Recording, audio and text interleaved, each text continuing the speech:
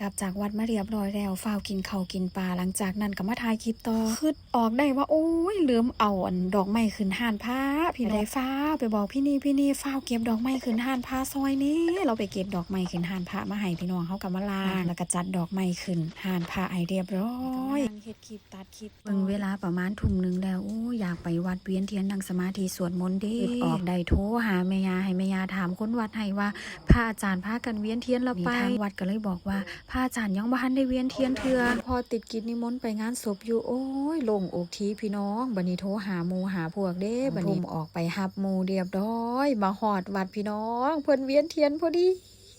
เป็นวัดป่าโพธิ์ทองเป็นวัดของหลวงปู่คูก็เว้ากับหมู่มานำทางว่าโอ้ยเสียนมาท่านเพิ่นบ่น้อบ่แม่นเพิ่นเวียนเทียนแล้วก่อนเนาะบอกว่ามาฮอดแล้วโชคดีขนาดว่ามาท่านเพิ่นพอดีใจเฮามาฮอดวัดแล้วมันก็เป็นบุญคือเก่าเวียนเทียนแล้วผู้พระอาจารย์หลวงพ่อยังบ่ทันได้มาเทื่อพระอาจารย์ก็พาสวดมนต์ไหว้พระถือโอกาสได้ทำวัดเย็นสวดมนต์นั่งสมาธิไปตอนแรกอะหมู่กะสิบ่ได้มานำเด้แม่พรสุดานี่สิบ่ได้มากับฉันแล้วสัมพันธ์กันพี่น้องนางยากเวียกยากงานเลยโทรหานางอีกเทื่อนึงโทรไปถามนางแล้วเวียกพอดีก็เลยได้เลยไปรับกันมาสวดมนต์นั่งสมาธิอยู่วัดเทียนพร้อมกันเรียบร้อยแล้วก็พากันออกจากวัดประมาณ4 ทุ่มกว่า